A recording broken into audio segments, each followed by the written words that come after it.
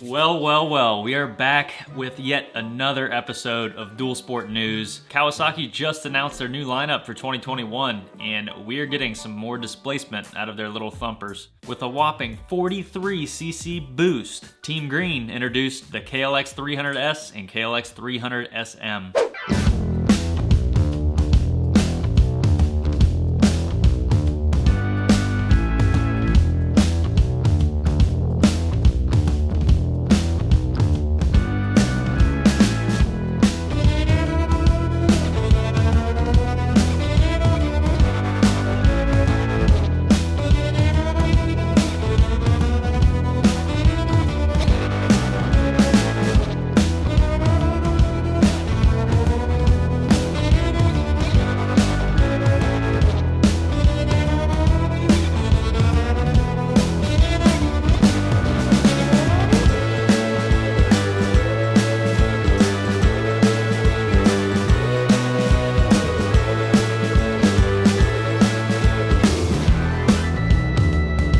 So in today's video, I'm going to be giving a brief overlook and my thoughts on these updates. So, if you were familiar with the previous generation, the KLX300S, it started out as a carbureted entry-level dual sport that was definitely on the lower end of the spectrum compared to everything else in the lineup. That's just my opinion, but around the same time we had the WR250R. In 2013 we had the CRF250L, and both of those being fuel injected and pretty much superior in most ways. The only benefit that the KLX had over the 250L was adjustable suspension. But eventually the 250S did get fuel injection, so that is not something that's new. It actually shares the same throttle body setup as the 250S, but the new 300S and 300SM share the same cam profile as the 300R, which I did a review of that bike a while back. Shout out to Robert, and I loved that machine. I loved the power that it made, so maybe this is the answer as far as a street legal alternative. I had talked about the 300R and the fact that it would make a fantastic dual sport. In my state, I would be able to do it, but there's a lot of people out there that don't have that option. So having a factory street legal 300 is exciting news for a lot. So like I said, if you're familiar with the previous generation, cosmetically, nothing has changed. We still have that transformer style headlight, that hawk beak front fender, if you're into that kind of thing. But there has been a few small tweaks in the perimeter frame. They've changed some angles here and there. I mean, we're talking millimeters, but the biggest and the worst change is the fact that it now has an 1.5 inch lower ground clearance. And I'm not really sure why, because physically the 300 power plant is just the same. It just has a larger bore. So there's really no reason why they had to do that. And for off-road riding, every inch matters. The only other thing that physically changed is the weight. I think it brought it up 4 pounds, which puts it into the 300-pound realm. Not a huge deal. You're not gonna notice 4 pounds, and it's still lighter than most other counterparts, such as the 250L. That leads me to my next subject, with the WR250R being discontinued and still no announcement of the 300L in the States. This puts Kawasaki at the top of the list. I would hope that would spark the interest of the other Japanese manufacturers to bring some competition.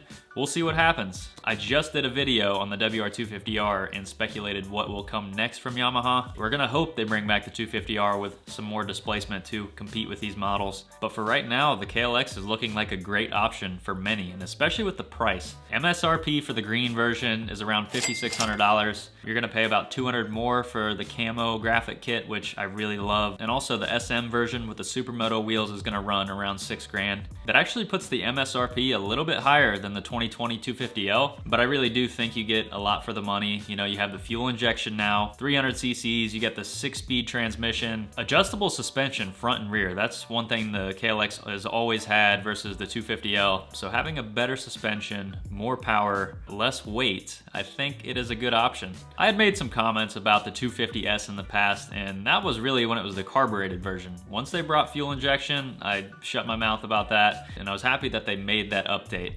Also, the biggest thing that we were looking forward to in this announcement was an update of the KLR650, which Never happened. So we all got let down with that, but I guess we'll have to wait and see what happens next year. So we talked about the price, the new features, which there aren't many. So if you already have a fuel injected 250S, no, I don't think it's necessary to upgrade. So who is this bike for? Maybe someone who's just getting into trail riding, who's gonna use this for commuting, a little bit of both. A lot of you have seen what I've done with the 250L on my channel, so absolutely it can be ridden hard. And I'm sure there will be some people who buy this bike to ride it on rough terrain, and more power to them. It's gonna be a super reliable, fuel efficient machine that's gonna have plenty of power to get you from A to B. A lot of people gripe about the weight of these bikes, but there's a trade-off for everything. You're not gonna have to change your oil every 10 hours and do all of the little stuff you're gonna have to do with the high performance dirt bikes. And it's just one of those bikes where 4 seasons, you just turn the key, hit the button, and go. I would love to get my hands on one of these bikes in the future to do an actual review, so we'll see if we can make that happen. But until then, let me know your thoughts on the KLX300S and SM. Is this something that excites you? Do you think it's gonna spark market interest to bring more competitors? Or is it just another green bike that you don't care about? For me, I think it's a good improvement. I like the way things are going, especially with the 300L. But I just wanted to make this video letting you know the new improvements and my thoughts on everything. So if you enjoyed this and you'd like to see more, drop a comment down below. And until the next video,